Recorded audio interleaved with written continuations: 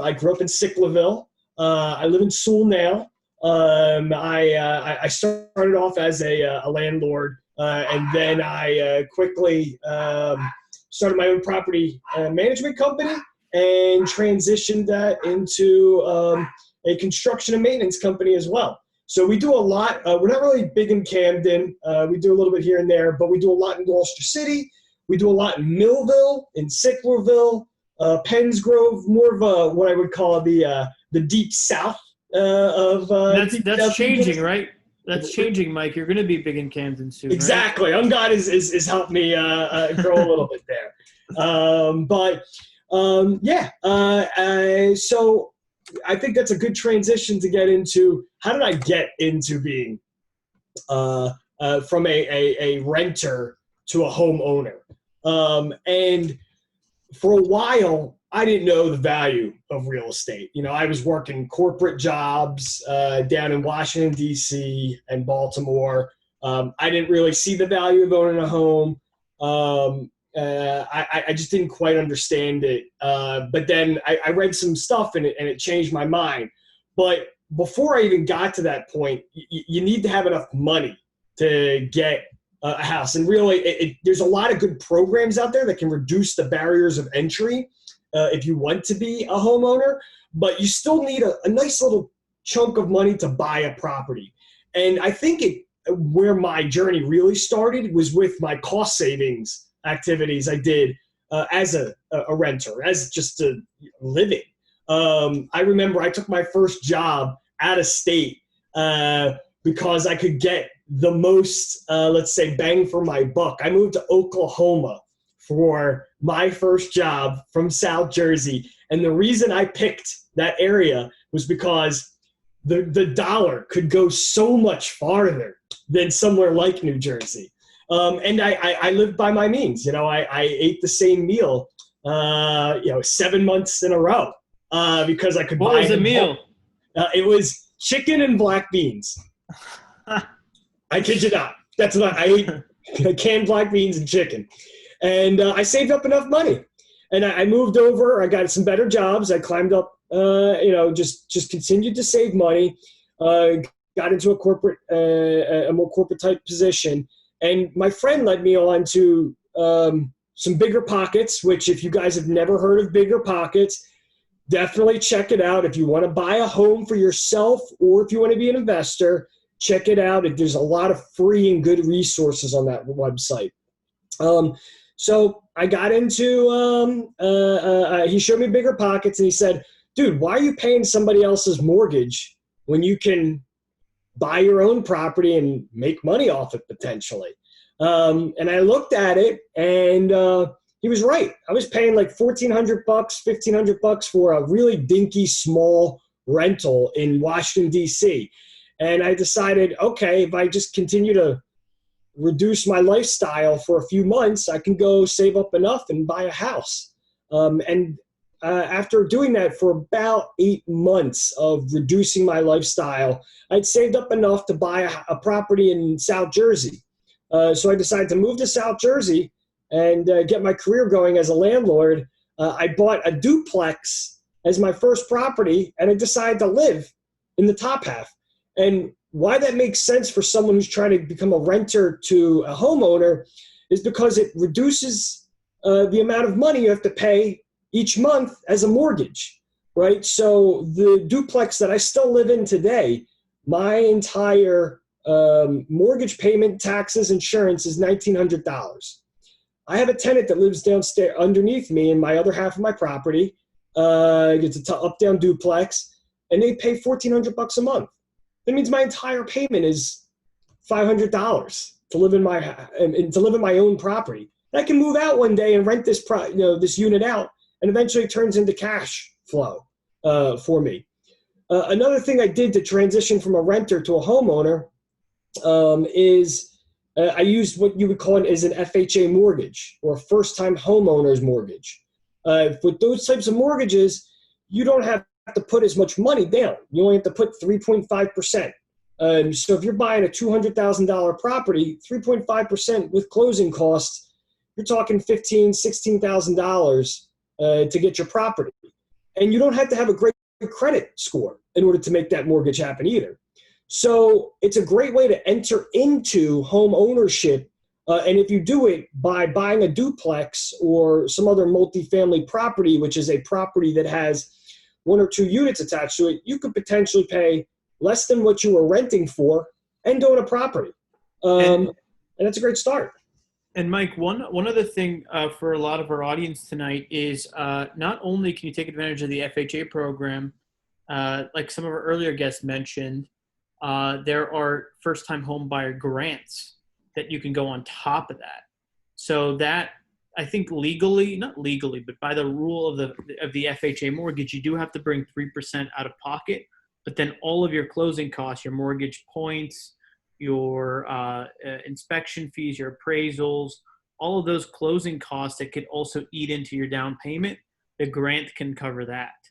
Yeah. And definitely look at some of our previous webinars with people in the mortgage industry, Stacy Pierce with rebuilding your credit, and just take a look at those and to visit the issue about grants, because that could really help your first time purchase as well. Yeah, absolutely. I think it's $10,000 for the first time homeowners, which really eats. I've seen even more. I've seen even more because there's these obscure grants, like certain banks will give you like 15,000 sometimes. It's especially in areas like Camden, which have traditionally been I believe redlined, or areas where banks have gotten in trouble for not lending. They go above and beyond to now lend in these areas. Camden is one of them. So definitely do your homework. It could be even sweeter than you think. Absolutely. Absolutely. So let's talk about, if you are a renter, and how to make your life easier and your property manager's life easier from a maintenance perspective, or just any other property management perspective. So I'll say, I think the area that tenants tend to get a little bit of conflict with their property manager on is maintenance requests. And so I think that's a great area to start in. And I'll tell you, the name of the game for making everybody's life easier is pictures, pictures, pictures. The more pictures you can provide when you're submitting a request or you're asking for maintenance to be done, the better. The easier it is for everyone. I think there's a lot of assumptions that are made from a tenant about the property manager, that the property manager knows everything about the property. Like they're just some magical guru that knows every nut and bolt of the house. And that's not necessarily the case. A lot of times property managers have a couple hundred units that they're dealing with. And they might know a lot about that unit, but they don't know everything. And it's really tough if someone's asking for maintenance, it says, there's a leak in my bathroom, and that's it. That's very tough for a property manager to discern and understand what's going on. Best case scenario, the property manager calls you to try to figure out what's going on. Worst case scenario, you're probably looking at a 2 or 3 phase fix, because you're going to have to send someone out there to figure out what's going on. Once they figure out what's going on, they got to have the right materials to fix it. So they're going to have to go get the materials, and then they're going to have to come back and fix it. Now, if it's something mechanical, like let's say it's a leak or there's an electrical issue, they may have to involve the utility company in some capacity, or they might have to do shutoffs inside the building. And if that building has more than 1 or 2 people in it, it could affect multiple people in the building, and therefore they're going to have to schedule it for another time. So providing pictures allows the property manager to quickly identify better the problem in the property. I'll give a great example. We just had this happen this past week. A tenant of ours was saying, hey, look, the water has low water pressure. And that's all they said. Low water pressure, some leak. And we couldn't figure out over the phone, like we said, hey, describe the low water pressure, describe that. They were having a hard time contacting us, etc. We couldn't figure out what's going on. So we had to go out to the property. We went up to the bathroom to see what was going on, and we saw there was a puddle coming out of the ball valve that goes to the feed line of the sink. And we knew instantly what the problem was. The ball valve had gone bad. And to fix that problem, you need to solder in a new ball valve. So we didn't have the materials on us to fix that problem. We didn't have our soldering kit on us. So and we told the tenant, look, if you just take a picture of this next time, if you show us this leak, we would have been able to instantly identify that this was a ball valve problem, and we could have sent out the proper person on the first try. Because of how it went out, we had to send out someone to identify it. Then we had to go get the person that had the soldering kit to come back and fix the problem. So a problem that could have been solved on the first try within 24 hours, maybe 48 hours, now took 4 or 5 days because we had to do 2 schedulings with the tenant. So if you can provide pictures, you might be able to skip 1 or 2 steps in troubleshooting the maintenance problem, which allows the maintenance to get solved quicker. So that is, I think that's one of the biggest hardships that I think, that creates friction between property managers and tenants. The more pictures you can take of the problem, the much better off everybody is at solving it. We can quickly fix or identify the problem to get it fixed. Also, I think providing as many details as possible about the problem really can make everyone's life easier. If you were running water, if you were running an appliance at that time, if you were running a few things out of the outlet at the time that the problem occurs, if you can explain those things, you can identify, or the property manager can identify the problem much quicker, much easier than just saying, hey, outlet turned off, or outlet's not working, or whatever it may be. So taking pictures and being as descriptive as possible will get you the fastest solution on property maintenance. God, Shanika, is there anything you guys want to add to, or think the questions that come to your mind as I'm bringing up this stuff? Sure. Just from the chat, I'm going to read them off to you. Can you house hack with a quadplex, triplex? Can you get an FHA loan for triplex and quadplex? Yes. Yep. Anything up to 1 to 4 family is residential. Anything over 4 family, it becomes commercial. It becomes harder to get a loan against. And one other thing that people always wonder is, let's say I have a quadplex or triplex, do I buy it in an LLC to protect myself? And the answer to that is, pass it to you, Mike, and I'll give you my thoughts after. Yeah, I think if this is your first property, buy it in your own name, because the mortgage is the rate's going to be lower, and you can absolutely house hack 3 uniters and 4 uniters. That's absolutely an option. But I would say, for your first property, put it in your own name. You're going to get the best rate. And then additionally, if it comes to this, you don't want it to come to this, but if you have to evict, or you and the tenant don't get along, there are certain rights that are granted to people who live in their own properties and are their own landlords. You essentially don't have to follow eviction rules, is what it comes down to it. And you can evict for any reason. And that's dictated on a federal level. So there is some advantages that come to that. You don't want it to come to that, but there is some advantages. Now, when it comes to buying properties outside of your primary residence or outside of something that is going to be a house hack, I have gone back and forth whether or not you should buy it in an LLC or not. I actually think you should buy your first couple in your own name, given right now, because rates are so incredibly low for someone buying it in your own name. You can get quoted right now for 2.88% or 3%. An LLC loan for a rental might be as high as 6% right now. So there's a significant rate savings level there. There's also some intricate things you can do with insurance, which is kind of above the purview of this conversation, where you can protect yourself, honestly, equally if it's in your name, and if not better than having it in an LLC.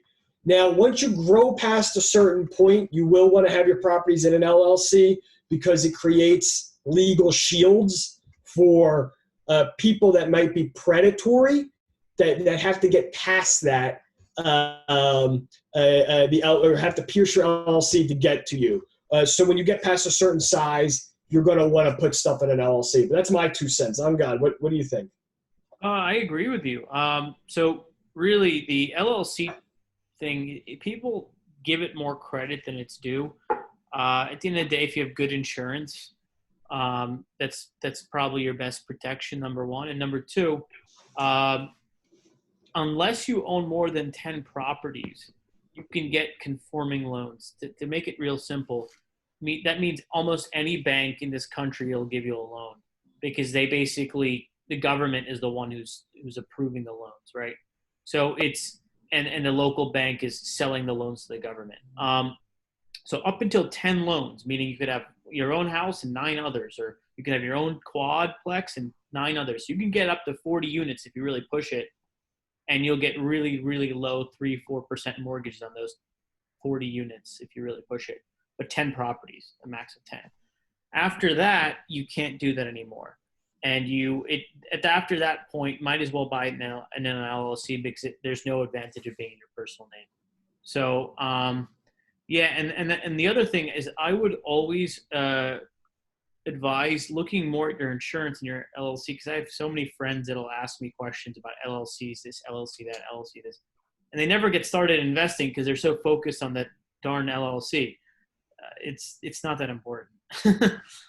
But I'm not an attorney, so don't take my advice for it. So, yeah, I agree. I'm also not an attorney, but I 100% agree with you. People get hung up on LLCs, and at this point, I just make comical names out of my LLCs, and it's just a non-factor. It's just a non-factor.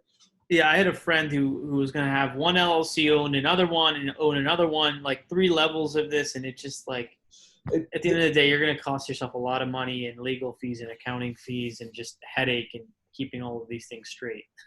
Yeah, accounting fees is a big one. I don't think enough investors talk about it, but having a ton of LLCs means that many more tax returns, which means that much more money. It's not fun. And especially when you're starting out early in your career and you're buying properties in Camden and places where the values are small, because these accounting fees, they're gross, right? They don't adjust. They don't go down based on how small the property is. So you could be spending a very good percentage of your income on accounting fees just because your income might be smaller when you're starting out. So yeah. Another thing to keep in mind. Absolutely. So, and May Woodley will answer your question on the next go around about FHA. We'll definitely get to it, but I'll let you go, Mike. So one of the things I wanted to talk about is setting realistic expectations for maintenance requests. Whether you're both a tenant or you want to be a future owner, having a realistic expectation of what's going on with maintenance is important to understand on both sides of the equation. And I'll tell you, as a property manager, our urgent requests get solved within 24 to 48 hours. And it's urgent defined by us. So that means actively leaking water somewhere. It means a power outage somewhere. It means, there's sewage, or like a drain pipe is busted in the basement. Usually we solve those within 24 to 48 hours. A roof leak, that's 24 to 48 hours. The most urgent being running pipes, running water that's putting gallons of water somewhere into the property. That gets solved first and foremost. Then you have major problems like the electric is out, or there's a bad breaker, or something of that capacity. Those usually take anywhere between 1 to 3 days, maybe even 4 days. And then after that would be something like, hey, I need my door fixed, or I have a screen that's broken, or I have a window that's broken. We'll come out and board up the property right away, and then we'll go get the window replaced. But those take anywhere between, we strive to get everything done in 24 hours, but it could take upwards of a week, to maybe even a week and a half to fix that. And there's a couple factors driving why it takes longer to get maintenance. I think there's a bad assumption that as soon as you call a maintenance person, they're just sitting waiting at the phone like, all right, when's my next call going to be? I'm going to go out there and fix everything, or fix the next thing that comes in. The reality is the labor pool where the supply of labor for maintenance is getting lower and lower, and the demand for maintenance is getting higher and higher. And that not only is that true for maintenance, but that's true for electricians and HVAC and all kinds of, and a lot of the major trades. Demand's getting higher, supply's getting lower. There's less people to do these activities. And I think that's difficult for a lot of people to realize. There's just simply not enough people to do all that work. And a lot of times we're booked out. I'll tell you, I own a construction company. My maintenance company is my construction company. We're booked out on rehabs anywhere between 3 to 4 months out. In order for you to get on the timeline for us, we need to know major months in advance. Just for us to end up, for you to get on the timeline. Maintenance, we do have a team that's very reactive. But again, if you're managing 300 units, usually maintenance is booked out a couple days in advance. So we try to go as fast as possible. We always get to the emergencies right away. But there's only so many people that can do the work, and it's getting lower and lower in New Jersey as time goes along. And by the way, if you have any children, I highly suggest talk to them about being in the trade versus going to college. Everybody talks about getting a college education, but plumbers are getting paid on par with some doctors these days. It's nuts how much you can get paid as a trade individual. I know I paid my electrician, I think I've forked over close to $300,000 to our electricians in the past 6 months. So put things into perspective there. The other thing that is driving the lengths of repairs upwards is the supply chains of material. COVID has had a massive impact on supply chains. Right now, you cannot get vinyl fencing in the state of New Jersey, or at least in the southern part of the state of New Jersey. Just can't be had. And the next time that vinyl fencing will be available is probably 2 to 3 months from now. Pressure treated wood is hit or miss. Things like appliances are very hard to come by, especially odd shaped ones. So 18-inch or 22-inch appliances, you're looking at months before they can come in. Months. And that's because a lot of the factories were shut down that were producing these items. So it may not necessarily be the maintenance company that's driving the length of having something being fixed. It might be the availability of supplies because of COVID. So those are two things that to keep in mind. And hey, look, most of the time the property manager is not purposely waiting to make fixes on a property or your landlord. They want to get it done as fast as possible as well, but their hands are a lot of times tied by the speed or the amount of people that are available to do work. Electricians and plumbers are probably the most people in demand right now, and there's very few people that do it. I'll tell you, my maintenance company, Side by Side MRO, we do septic cleanups. So if there's a sewage spillage, we are the ones that go in there and we will clean it up. We do this in Salem County. There are less than 5 people that do that type of work in Salem County, and we're one of them. So if you don't have us on the schedule and ServPro and 911 remediation is also booked, there's really nobody else to go to. So there's a supply and demand factor here, and I really do encourage people to take a look at the trades if they are thinking about going to college soon, because there's just major money in it. In those items. So Umgad or Shanika, is there any questions or items you guys want to add into that? Yeah, so there's a couple questions in the chat, and then I have a question too. I'll start with my question and I'll go to the questions in the chat. So my question is, I've been thinking about investing a lot in rental property, like doing Airbnb with properties on places like the shore where people like to vacation, because I like to vacation and I spend a lot of money doing it sometimes in the summer.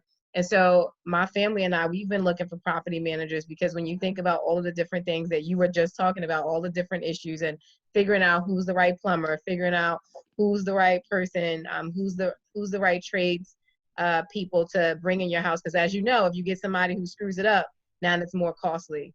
So, for someone like you, how does someone hire a person like you to manage their property?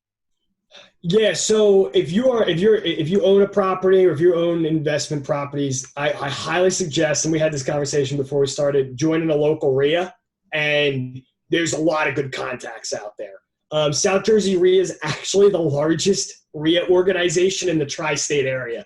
South Jersey RIA is larger than New York City's RIA. So it's one of the biggest collective of real estate investors and landlords. That's probably what, and talk to who do they use, and see who their business affiliates are, their business, let's say their dedicated vendors are. That's the best way, because those people have a reputation to uphold. And if they fail to uphold their reputation, it could be a big backlash. So joining a RIA is definitely one way. Talking to other investors is another way. I always call my question. If I need somebody, I call other landlords. Like that's my go-to response. I will call other landlords who have had other issues and see who they refer. So word of mouth is big. And talking to other people who have rental properties, really key. The other thing is talking to other trades. So if you have a plumber already, they damn well know, or have an electrician in their pocket somewhere. They got a buddy who's an electrician, or they have an HVAC guy who's an electrician. So if you already know one trade, talking to them about their other buddies who are in the trades is another great way, because again, they have a reputation to uphold. So that's how I would go about it. The shore is a little bit of a different situation. There's a lot of unique things in the shore which make it difficult, or let's say more of a niche. Especially places like Atlantic City and Ventnor, where they have the town has ordinances against dumpsters and like other things that are needed to kind of do construction. That's an area where you definitely, your best bet is talking to somebody who's local to that area and just asking, hey, who do you use in that area? Because it's definitely more of a unique game. For instance, I do maintenance up until Pleasantville. Like I'll go everywhere up except to the islands. I won't do the islands because I won't deal with the dumpster permits out there. So there's a lot of isms that are just in that area. You want to talk to someone who's local. Property managers, similar circumstance. Talk to who other landlords use. The one thing that's unique to South Jersey is there's not a ton of property managers out there. I know Jay Hickle, who's out in Camden. God use him. He's a great guy. Great for Camden. I'm one of the bigger guys in Gloucester City, and I'm the biggest guy in Millville. Kevin Vegas out of Atlantic City. He's pretty big in Atlantic City. There's not a lot of players, so it's just a lot of talking to other investors and seeing who's around. And this is one of my favorite tips. I keep this one a secret, but for the members of Housing for All, it's not a secret. So what you do is in South Jersey, or not, I think it's the state of New Jersey, entire state of New Jersey, we have something called OPRA, Open Public Records. I don't even know what the A stands for, but if you say Oprah, O-P-R-A, not like Oprah Winfrey, O-P-R-A, no H. And you can file those with your county clerk or the construction office. And I file it with the county clerk all the time. And if you see a property, let's say you drive by and you see like this house is looking beautiful, looks brand new. And if you file an Oprah request, you get to see who pulled the permits on that. And that way you'll be able to find an electrician or a plumber, because while investors are nice, a lot of good investors right now, because the labor market is so tight, keep their good people close to the chest. They don't really talk about them. So that's another way you can find people. That's a great idea. Very good tip. That is a great idea. So there's a question that says, where do we begin getting multi-unit properties? So that's not exactly what we were talking about, but if either of you have a really helpful tip of where you might go to look for multi-unit properties. Ooh, all right. I'm fairly opinionated because most of my portfolio is multifamily. But I think, first of all, I actually think there's plenty of deals on the MLS for multifamilies. You just have to be good at rehabbing. I think your best bet is finding the right towns to invest in for multifamilies, because there are certain towns that have multifamilies in South Jersey, and not all of them do. For instance, if you are if you want to have a lighter rehab, or if you're not so familiar with construction, there are some decent multifamilies that you can pick up in Sicklerville, in Washington Township, in Clarksboro, or not Clarksboro, Clayton, some Gloucester County areas, Paulsboro. You can pick up some multifamilies that don't need a ton of rehab, or let's say easier construction. If you do know about construction or you are not intimidated by it, Millville is like, oh my God, there's just so much to pick up in Millville. It is an amazing market to be a part of. Gloucester City has some really good ones, though it's a little bit competitive. When you got Ungod and me competing against you. You got also Westville has some pretty decent ones. And Carney's Point, Pennsgrove, Pennsville, amazing places as well for multifamilies, but construction is definitely on the advanced side. One area I would stay, and I think it's fair to say areas you want to stay away from, avoid Salem City. It is very easy to be allured by the prices in Salem City. There are a lot of problems with those properties, and there's a lot of problems with that area. I would avoid it. But there's also, some other areas if you were going to try to do some more central Jersey investing. Burlington County, Burlington City, great, some decent ones there. Beverly, some decent ones there. Delco, Riverside, some pretty decent multifamilies there that can be picked up. So there's definitely deals out there. You just kind of got to know what towns you're looking at. Yeah, I saw that when I used to really want to get a multi-dwelling, and I found when I was dealing with real estate agents, they would say it's so hard to find in South Jersey. Like it'd be so difficult to find duplexes, like when I was looking for them. So I know that is pretty difficult. Yeah, I think it's most real estate agent, and it's difficult with multifamilies because unless you're an investor, you're not really looking at multifamilies, and most real estate agents aren't investors, so they kind of don't know what they're looking at. You can find multifamilies. I would say ask the real estate investor or agents. It's like, put anything that's multifamily, like just put it up on, just give it to me from the MLS. The other thing is a lot of mislabeled units, and you can find that all over the place where it says it's a single family house, but it's actually a duplex. That's pretty common in areas like Gloucester City, and I'm sure it's common in Camden as well. So that's it's really interesting because I remember when I started investing, I think maybe 4.5 years ago, multifamilies were actually very affordable.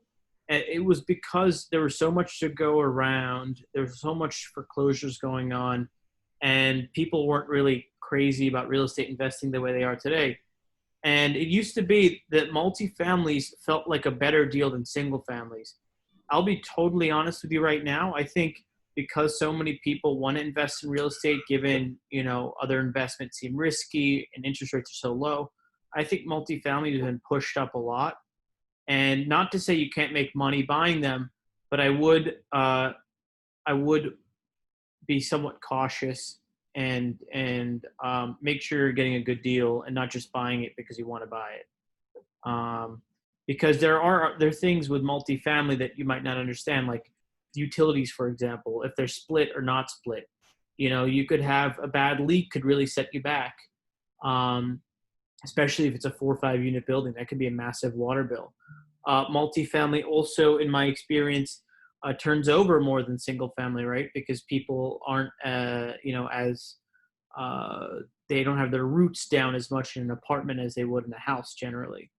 And there's also additional regulatory stuff. I don't know if it's 3 units or 4 units, but I believe it's 3. Anything over 3 units, you actually have to get a DCA. It's a hotel and multiple dwelling license from the state of New Jersey. And you have to go for that inspection too. So you have to go for your city inspection and a state inspection. And so there are different things you should worry about. But if I had to find a multifamily, how would I do it? I would contact a real estate agent that that has experience working with investors. And how do you find them? They're generally real estate agents. If you go on Zillow and you look at the ones that are selling houses that need rehabs or houses that, or they have a lot of rental listings, that means they know landlords, right? Because landlords are always buying and selling houses. Landlords are always doing rentals. And any real estate agent that has that criteria, you might want to contact them. And I don't, not for a shameless plug, because I'm not getting paid for it, but I do really like Pat Gorman. He's a real estate agent that I work with a lot, or Eugene Alford and Camden. Those guys are great. So if you need to get their information, you can just reach out to me and I'll send them a referral. Yeah, another good one. If you're looking more deep south, Steve Kessler is another great one. But he doesn't do anything up in Camden County. He's mainly Salem and Lower Gloucester. All right, do you want to keep asking questions, or you want me to keep moving on? Let's go on, and then last question. Oh, yeah. And then I'll let you go. So it says, who has the better landlord investor market, Camden or Millville? I think you're gonna have two different opinions between me and Ungod here, but if you have a machine, Millville is a great market, but you need to understand pre-19 construction like the back of your hand, which is the houses are all built like jigsaw puzzles, and they're not just medium or even big rehabs. They're huge rehabs. They're very difficult rehabs, Once you turn the building, though, great market down there. The Vineland Industrial Center has really brought a ton of jobs in. Inspira brings in a ton of jobs down there. There's a lot of tenants really looking for quality places. Now, one thing I'll say, though, Millville is never going to appreciate. The price of multifamilies are never going to change. I actually looked at a chart for like a multifamily. I think it was triplexes in Millville. I don't think the prices have changed since the 70s. Like, it's been the same price. It's nuts. Camden, on the other hand, there is a lot more opportunity for appreciation and to – I know gentrified is sometimes used as a bad word these days, but I still look at it as a good way. There's a way – Camden's getting gentrified. And there's a play for potentially the spillage of Philadelphia. The same way I look at Gloucester City, where there is a spillage of Philadelphia over into these areas, which really makes it a favorable play. Now, Camden, you're more than likely in the single-family home place, while in Millville, you're pretty much exclusively in the multifamily space. So two different types of rehabs. Camden, you've got more brick built. You've got more standardization inside the housing, even though it's older. I really think the problems in the construction in Camden's much more tolerant, or let's say tolerable, versus in Millville, you can open up the wall and oh my God, it's just what disaster happened on the other side of it. That said, if you figure it out, it can be very profitable. The rents are much lower in Millville than they are in Camden. Much lower. A 3-bedroom brand top of the line spec from Millville is only going to bring in $1,200. It's not even the case in Camden. It can be considerably more higher. So that's what I would. That I think they're both great. It's just kind of like, what are you going to choose to do? What are you going to choose to specialize in? Also, the last thing with Millville is there's not a lot of options when it comes to construction and property management. I'm the largest guy in Millville. The next biggest guy is, or the guy who's equal to me is Albert Fiola. And really between the two, Fiola really does his own units. So outside of Fiola and me, there's not going to be anybody there to manage. And if you don't live close to Millville, Millville's out in the sticks. Construction, there's like 4 people that are big, and we're one of them. So a lot less options. In Camden, you're going to have a ton of options that you can have from a property management and a maintenance and construction perspective. Also, Camden is actually located near things, which has got, it's got that going for it, unlike Millville, which is just out there in the sticks. God, you got an opinion on it, so go for it. Sure, I'll happy to share my thoughts. So I've never actually been to Millville. I'd love to visit you sometime over there, Mike. Take a look at the market. But I've been doing real estate in Camden, I guess, for 4.5 years now. I've done quite a few multifamily deals there. Actually, not, to be honest with you, I've done half a dozen or a dozen multifamily, like 2, 3, 4, 5, 6, 7 units. But most of my stuff is single family. And Camden is a good market. It's appreciated a lot. There's huge potential. It is difficult, though, just so you guys know, that you do have to do a lot of inspections. You have to do a certificate of occupancy inspection, and that requires 4 inspections sub to that, right? To do anytime you buy or sell a house, that's the CO. And on top of that, you have to do a rental approval every time you move a tenant in there. And that also has 4 inspections on top of it. So you're looking at 8 specific inspections. So it is definitely, there is some intricacy there. Additionally, the tenants, anytime you're doing a rental, it's important to screen your tenants in any market. You always want to make sure they have good credit score, and make sure they have good income. In the past, we never used to look at credit score, but I guess now after learning, we realize it's very important. And one thing I hate to say, but it's true, is don't try to do any favors, because that's usually when you get burned. Always do your homework. And if someone has, a friend that needs a place to stay, that's great, but you still have to check their financials. And actually, on the call tonight, it looks like we have Tammy Petterford, who actually, speaking of Camden multifamily, she has set the record for the highest duplex ever sold for $300,000. I was very impressed. And if she says something in the chat, we'll put her on to share her thoughts as well. But I don't know if she's active or not. But yeah, I think she's on the call. But she's a great real estate agent as well, and she did sell a property for $300,000 in Camden. So we should all be grateful for that, because that helped everyone's house value. She did say something in the chat, but we'll let Mike finish, and then we'll make sure to add Tammy as a guest so that she can give us some insight. If you can come and sell a duplex down in Millville or Gloucester City for $300,000, I would be greatly appreciated. That would be amazing. That would help me out for sure. I think we've really covered a lot of good stuff. I'm going to kind of wrap these 2 up into a condensed answer, which is most common repairs new homeowners make and the cost, and then how to improve the value of your property. So let's say you buy a new home. What are the most common repairs you're going to come across? The biggest one that I've seen is probably P-trap replacement or S-trap replacement, which is the pipes underneath your kitchen or the pipes underneath your vanity and your sink. Honestly, you shouldn't pay someone else to do it. You should just learn how to do it yourself, because if you learn how to do it yourself, it costs $15 in parts in Home Depot and maybe 30 minutes of your time.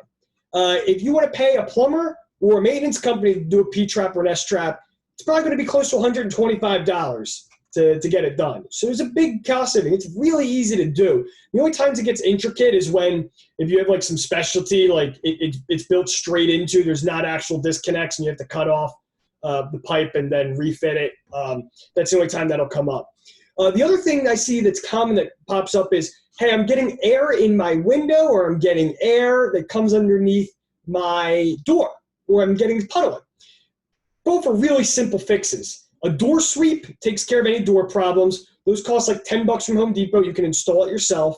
It just fits on the bottom of the door. The other thing for windows is you put weather stripping on it. And weather stripping, again, doesn't cost a ton of money. But both those items might cost you $65 if you have a maintenance company to do it. Because a lot of times it's the drive time out there, the cost of the labor that drives up the pricing. The other things I see that are expensive, or I see common problems with, is like, let's say a toilet is constantly running. More than likely, you just need to fix the guts of the toilet, which again, you can buy at Home Depot for a few bucks and refix it yourself. If you pay a maintenance company, you're probably looking at $95 to fix the guts of a toilet. If you need to fix the wax ring, which is if you see some water coming out of the bottom of the toilet, it's more than likely the wax ring that's the problem. That costs around $65 to do. Now, those are a little bit harder to do. I don't feel comfortable always doing wax rings, and I own a maintenance company. My guys who do that stuff all the time have no problem doing it. But those are probably some of the more common repairs. Sometimes you have problems with breakers. Again, I don't know how to replace a breaker myself, but they're fairly easy to do. and they're not that expensive to buy. If you have an electrician come out and replace a breaker, you could be looking at $175 because the electricians are expensive to replace a breaker. Outlets, again, they're a normal outlets. It's like $20 by a maintenance company to do. A GFI one's like $65 to do. Those you can learn to do it yourself. And if you're worried about getting shocked, just turn off the breaker, and then no power will be running to it. But what about repair? What are the things that you can do to increase the value? Well, the number one thing you can do is buy a property that looks like it came from the early 90s, and then you just replace all the cosmetic items. So the flooring, the cabinets, the hardware, you put new paint. If the house is painted green or blue, like it was in the early to mid 90s, repaint that, you're increasing value. Another common way to increase value is to replace the siding. Siding is really good. If you look at cost to increase the value, replacing siding is one of the highest ratios up there. A lot of times in increasing value, it's not one individual item. It's the sum of the parts. So the more items that you're fixing within the house increases your net pie of the value of the house. You want to take something that looked old, and you want to make it look newer. When you make it look newer, that's where the value is. Anything you guys want to add on that? Yeah, I think, people say kitchens and baths sell houses. So whenever you can keep it cosmetic, try and get your home inspection done if you're a first-time investor, or go in with a really good contractor, really good plumber, really good electrician. Make sure all the mechanicals work. Make sure the roof is good, because those can run up a rehab budget tremendously. Those get very expensive, and you need specific tradespeople like a roofer, a plumber, electrician, HVAC specialist. These people are in high demand. They're very skilled, and they're very expensive. And it's sad but true. Most people they don't really get excited by a new boiler or a new roof or a new wiring throughout the house. They get excited because you have a cool new marble bathroom, or a cool new granite countertop, or stainless steel appliances. And those things, actually, funny enough, those things have gotten cheaper over the years as Home Depot gets very competitive. We recommend going to Costco, and as things just get cheaper because manufacturing gets better and technology gets better, these things get cheaper. So whenever you can buy a house that was built post 1990 or post 1980, and it's just going to be cosmetic, that's a fun flip to do. When you're buying the stuff we buy in Camden or Gloucester City or Millville, where it's 1900s build, that it's tough. You got to pick your battles. Great point. Absolutely. I would say, for me, one of the things that I learned about adding value was that I could put things in that weren't as valuable as I thought. Like, it would be nice on the eye, but then the value is I paid more than it's going to sell for in the market. So like, that was one of the lessons that I learned about redoing things in the house. I was okay with it because I'm going to stay here probably for good, but I think that if people are thinking about investing, you have to be careful with that in terms of not going over budget, and really coming up with the budget, because you can really spend a lot of money on cosmetic items. And there's so many cool things now. I mean, a friend of mine he's very good at construction. He always knows the cool new things. And he has these, like, I guess at Home Depot, they sell these showers that go all the way up. It's like a full, they have like 5 different shower heads. And those are a few $100s. I think that used to be something that you would only see in $1 million houses. And now, because I guess technology has gotten better, that you can put that in. Or I have another friend, he knows how to put LED lights throughout the house. So like, you can put the LED lights towards, like, to do cove lighting, and that's really inexpensive. For $100, you can make your living room look really unique.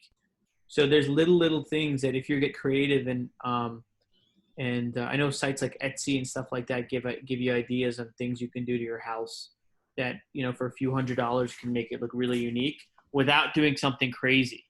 Because people like to do crazy things with their houses. I don't know why, but they'll like to, put in really expensive things, but no one else will really pay for them. So Millennials are suckers.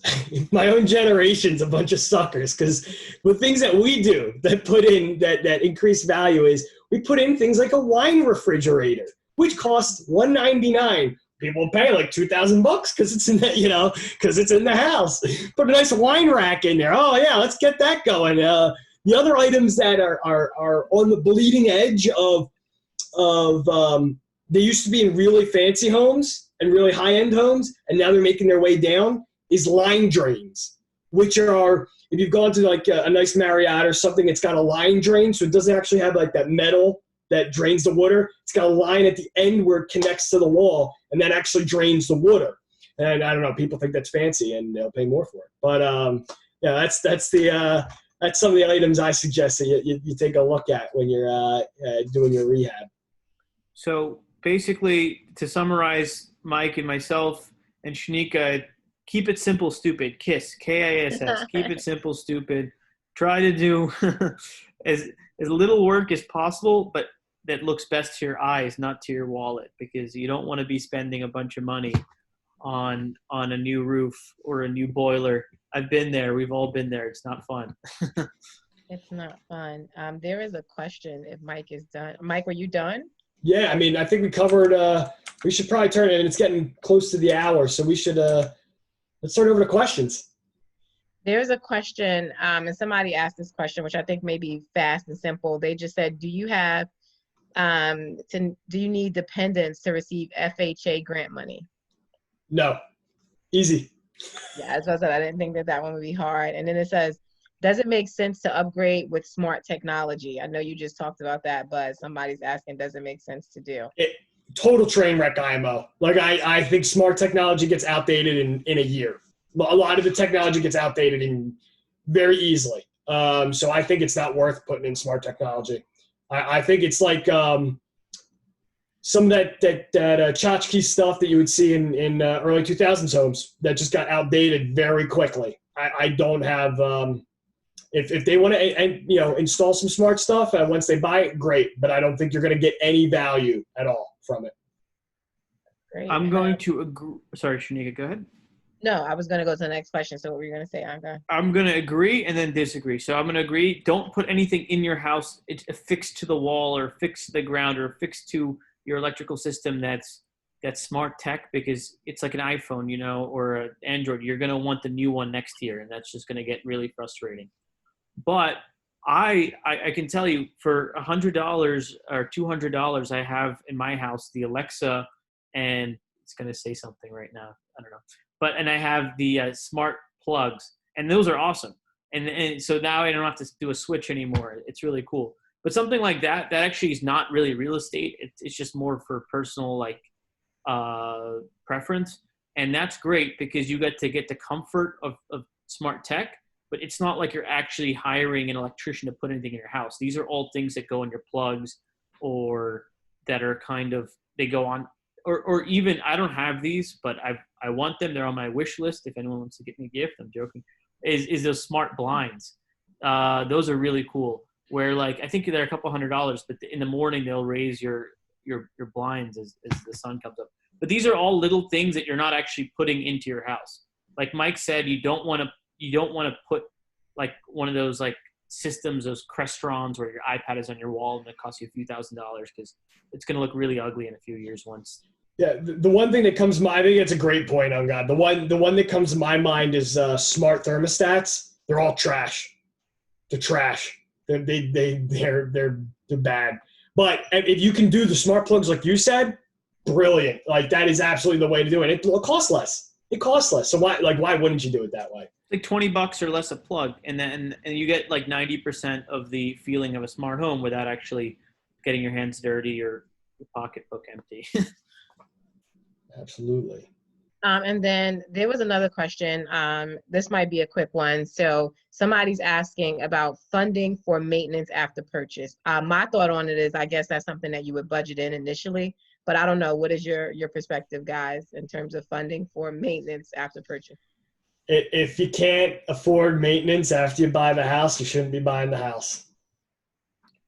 I think that's straightforward.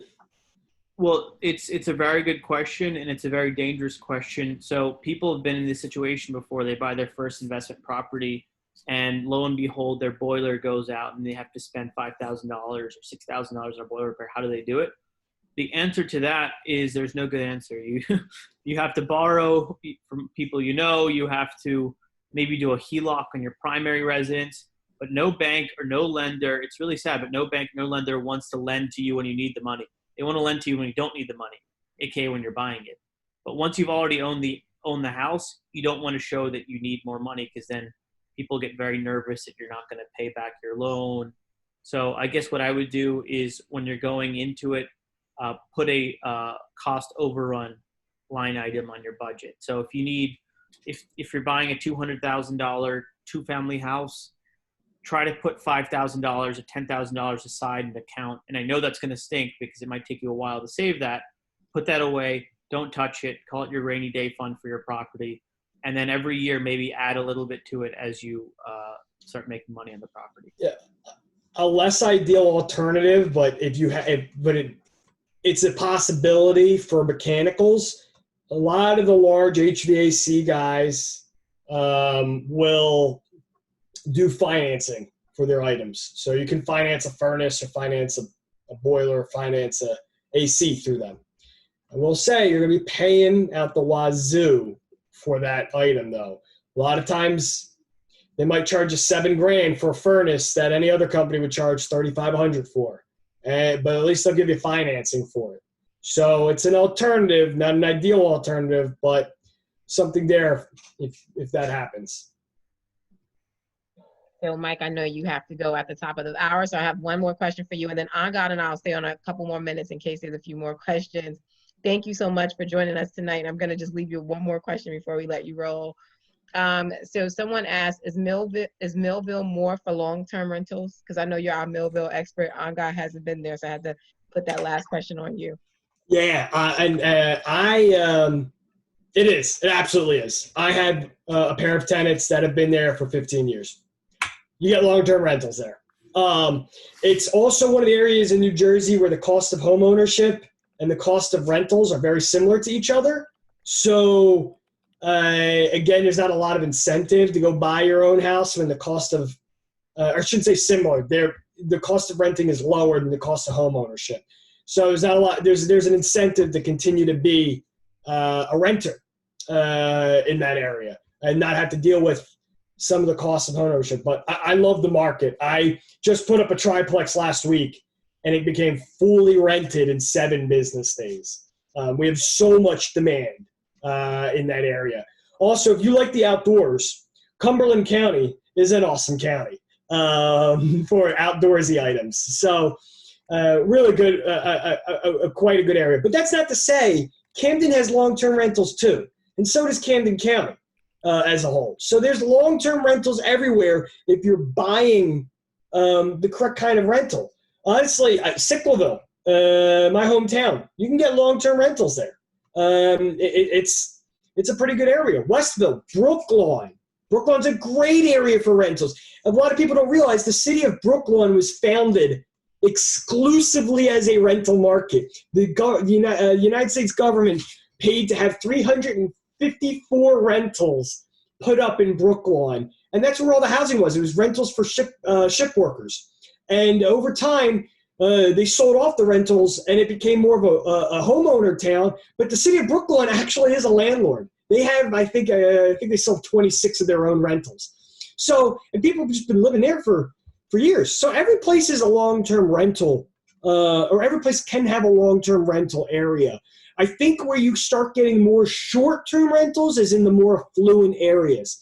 Like if you've got a high-end rental in Cherry Hill or a high-end rental in Marlton, I don't feel good about that because you're probably turning the unit every year or two, maybe 3, and your likelihood of getting a long-term rental in those more affluent areas is much less, because when you're paying $2,200, $2,400 for a rental, there's a timeline on that. They are looking to ultimately buy eventually when they're spending that much on a rental.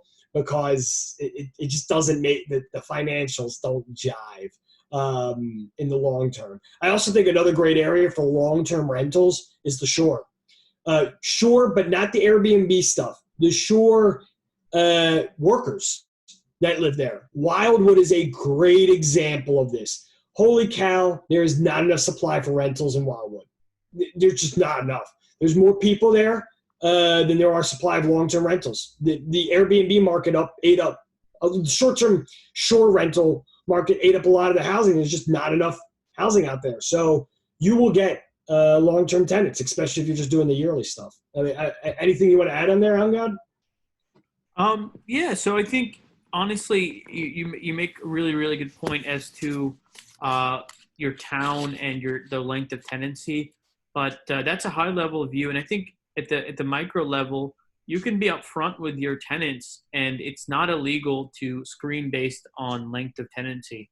Meaning, you can, if you price it well, meaning you're below the market, it's you're going to have a lot of people interested, and you can say only looking for long-term tenants, and you can insulate yourself that way.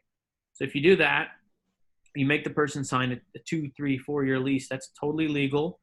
And if you did your homework right and you picked a good applicant, they're going to be there for 2, 3, 4 years. And if they're not, they break the lease and they're a good applicant.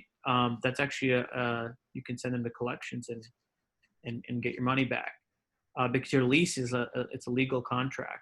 So I guess it goes back to a philosophy that I have is you make good money as a landlord when you have happy long-term tenants. So don't get greedy with the rent. Keep the rents low and just keep people happy and that want to stay with you, because our number one expenses in this business are turnover, vacancy, and collections loss. So if you can avoid those three, you're golden. I want to hammer home one point you said there, which is don't get greedy with the rent. Charge a good value. For my personal units, I always look at them as is it a strong value? I actually like it. I aim to get higher end. I make my finishes higher end, but I charge market price. And that allows me to be better than everybody else. And people want to move to my unit, but they're not paying more out of their pocket. Therefore, I get the cream of the crop when it comes to tenancy.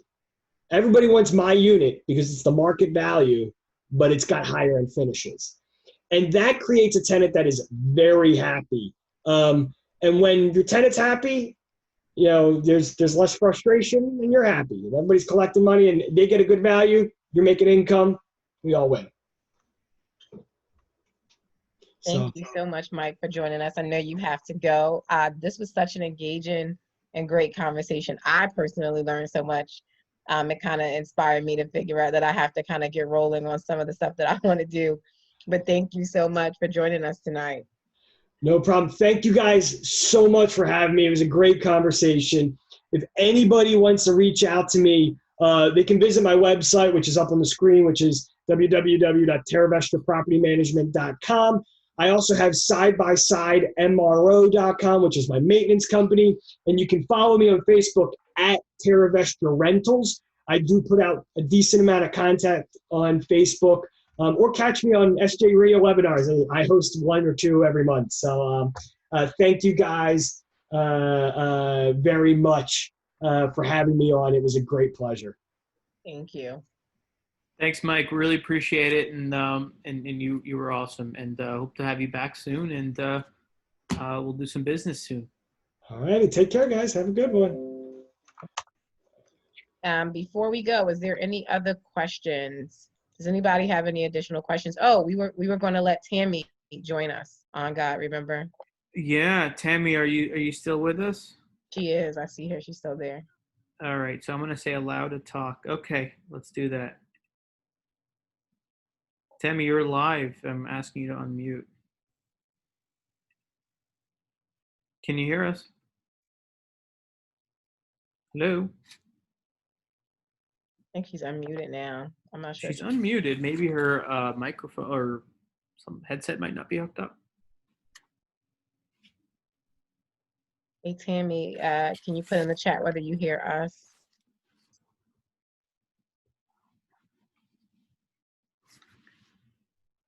Let's see. See something blinking. So while we wait to see if we can get Tammy connected, there's another question about funding sources. So you did talk a little bit earlier on, God, about all the different types of loans you can get, how you can have up to a certain amount of houses and things of that nature, and get loans for them. So I guess when people are asking the question about funding sources, I think that is a little bit of what they're asking. So how do you find funding sources? Sure. I mean, that's really one of the toughest parts. And in all honesty, it took me a few years to really get my bearings straight. So when you're starting out, the best way to do it is just to go to your local bank. It could be a national bank, and just buy things in your own name, and you'll get good mortgages. Now, if you have difficulty coming up with the down payments, then you can partner with people. And if you have a good attorney, the attorney can help you structure partnership agreements. And you guys can basically pool your money together and buy houses and duplexes, triplexes, quadplexes. And that's one way to do it. Now, once you start getting a little more advanced, you get past your first 10 properties, which is a big accomplishment and achievement if you can do so. Then you want to start working with community banks and local banks that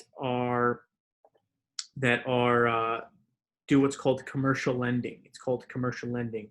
So what you would do is you would go to a bank and you would say, "Can I speak to your commercial lending department?" And you're generally not going to want to go to TD, Chase, Bank of America. Nothing wrong with those banks. It's just they don't really work with smaller investors. They work with like people buying $100 million buildings, which I know sounds crazy, but that's what they do. So if you go to a smaller like credit union and a local bank and ask to speak to commercial lending, they'll get you started, and you can now start buying stuff in an LLC and bigger properties that I might have 5, 6, 7, 8, 10 units. Okay, so I think Tammy can get back on. Let's try this again.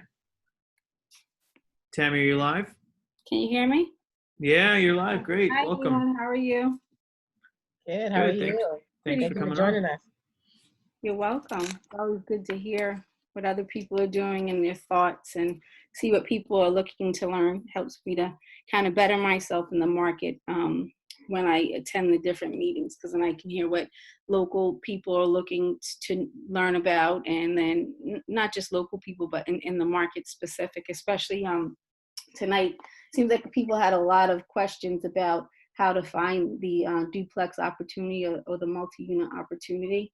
The one nice thing that I can share is that Camden is one of the places that you can still, if it's not in a historic location, you can still apply through zoning to have a building turned into a multi-unit. So if you find one, what I recommend is have your realtor look to see how many other multi-units are in that designated area or neighborhood. And when your realtor does that, you want to compile a list of the other like properties for the single family that you want to convert to a multi. And then you want to find an attorney. It'll cost you probably like $3,000 to $5,000, but I feel that when you go before zoning with an attorney, and if you're a person that is socially conscious and you're trying to provide better housing for the community, or you want to provide better housing and you want to live in one of the 2 units, or if you have a multi-unit that has 3, you can kind of state your case as to why you'd like this conversion, and that there are other like properties in the neighborhood. So sometimes the opportunity may not be there, but you can make that opportunity. There are portfolio lenders out there who can do some different things. So if you see the smaller banks, they are often instrumental in getting you that funding when you're just starting out. Some of your other lenders that are out there, I know Bank of America has a special program where they'll lend people with a low interest rate, and while they could do a traditional loan, you won't have to put down the 20 or 30%. So sometimes they do have programs like that. There's a couple lenders out there that have loans, depending on your credit score. Sometimes they may say they want 15 to 20 if you're going to live in the property. So that's some of my experience. Pensauken's another great town if you're looking to be an owner occupant in a duplex or not.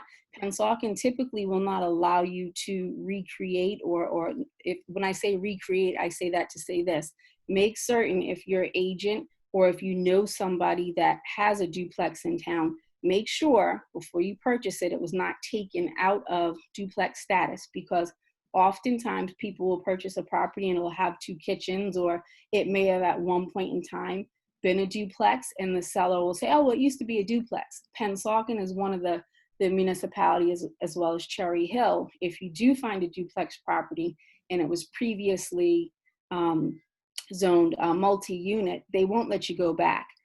So you really have to make sure you do your research and you really know, and the realtor does the research or the due diligence to help you to be able to cultivate that dream and that goal. And then, Gard, I know you had mentioned about the property over on West Street. So often as real estate agents, our clients will tell us what they want to take in, and then we'll say, well, here's my comps, here's my numbers. And so this was one of the cases where my seller said, well, here's my number. And I said, well, here's my number. And he said, well, here's my number. And I said, well, here's my number. And I said, well, you're the boss in this case, so we'll go with your number. And, you know, his number ended up being the number. So I was surprised, just because when you look at comps in a given area, they can be difficult. So we did have some comps, but yeah, it just worked out. And the beautiful part about it was, I believe the gentleman that was previously on, I think his name was Mike, Terra Properties.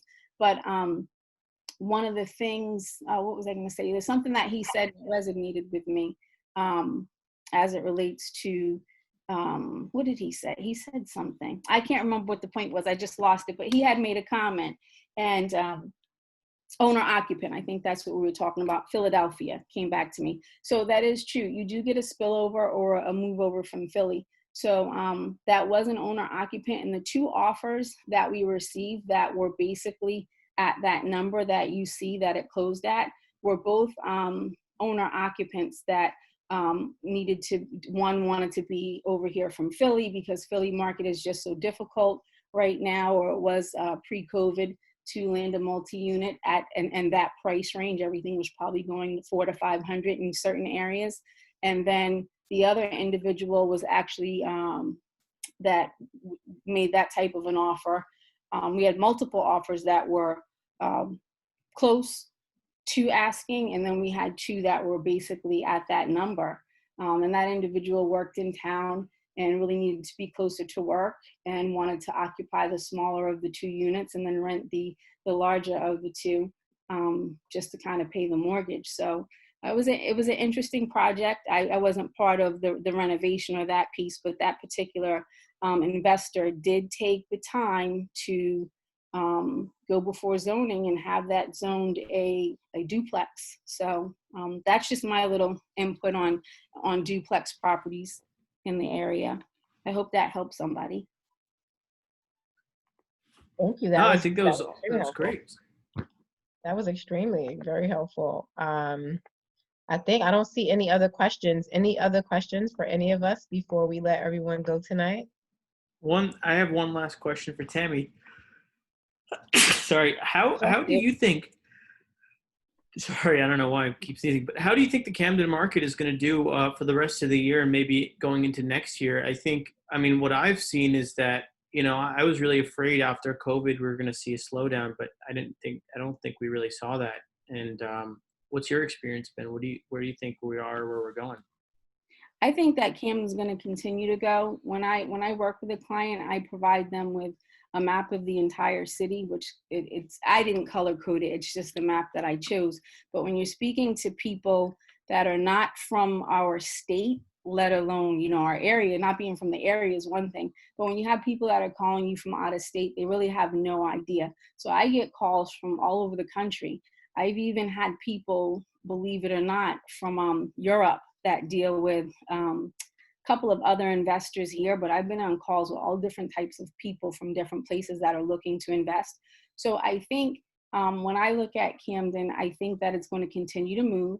I think with the low interest rates, there's a lot of opportunity for individuals that currently live in Camden. If the education supports if the education continues to support the different markets and neighborhoods, I think that you'll continue to see outsiders coming in. You'll see insiders staying inside.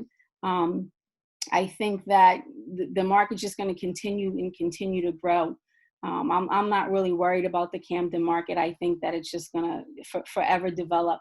But I think there's a place and a space for any person that's looking to spend any amount of money. It's just a matter of if you have a tight camp and a tight crew that can facilitate the goal, one property at a time. So I don't see it I don't see it turning around. I just see it moving forward, and I just see different areas and different markets. I think there's an opportunity for anybody looking to live or invest, or a combination of both. So I'm excited. Amazing. And I agree with you wholeheartedly, and hoping for great things. And I know we all are, everyone on this call is as well. And would you like to sign off with maybe how people can get in touch with you if they have real estate questions or looking to buy or sell? Sure. I can be reached at 856-952-7679, 856-952-7679. I'm a one-woman show, so sometimes I don't pick up right away. Usually within 24 hours, I try to get back. So I find when people text me, that works a little bit better. But I'm not sure if my first name is up on the screen, but my email is TAMIE, Pettiford, PETTIFORD @gmail. And then if you just kind of, if you Google my name, my real estate association, it comes up. Thank you Okay. so much, No, Tammy. thank you, everybody. There's one last question for you, Angad, I believe. There was a question about, if your credit isn't so great, how do you still find funding for investing? Sure. So if your credit isn't great, but you have a good deal, then there's a few options. You can go to what's called a hard money lender, and they'll get you money for a year or 2 years, and you can buy the property and do the deal. And if it's a flip, you can sell it within that time. So you didn't really make a difference. If you want to hold as a rental, then speak to Stacy Pierce, or speak to a credit counselor in that 1 year or 2 years. Get your credit up so you can refinance with a normal bank. So hard money is one option, and the other option, if you can't do that, and just so you know, hard money, they don't look at your credit; they just look at the property. If it's a good property, you're buying a good price, they'll lend to you. And only downside is it's much more expensive. You might be paying 11-12% interest rate. The other option is to partner with someone who has the money and who has the credit. And that could be, a friend, family member who has good credit, or, has good money, or you could partner with a local investor. If the property is in, a town, you can figure out who's a big landlord in that town. And I'm sure you might think they're busy, but no one's too busy for a good deal. So don't hesitate to reach out, and I'm sure they would help you out if you have a good deal. So I have a final question for you. This is just my question, Angad. So Sure. For somebody like me, who's extremely careful, love to do their due diligence, or really scared of taking risk or jumping in without a proper plan, how do you just get started? Because I think a lot of people want to invest, like you said, and they buy these LLCs and they do everything except for starting the process. So what are your tips or things that you use to just kind of jump in and get started? How do people get started and get over the fear? So that's a really good question. And I think this is more of a psychological thing than a business thing. But I always, like, when I look at something, I always wonder, okay, what's the worst that could happen? And once you kind of write that down, then it kind of takes it away from you, like the fear, and you can do things to mitigate, right? So like, I was always afraid when I bought my first property. I always would read on the news, like, landlord gets sued because someone trips and falls, and, then they sue the landlord, and the landlord goes bankrupt. And, I would be buying one property, and I don't want to go bankrupt because I bought one property and someone, fell.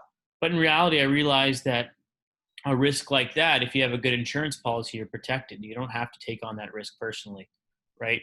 So I would write down your great fears and write that down, and then try to mitigate them in different ways you can. And if you don't know how to mitigate them, speak to someone that's already doing it, and then they'll tell you, okay, you can get this type of insurance policy to protect yourself from that.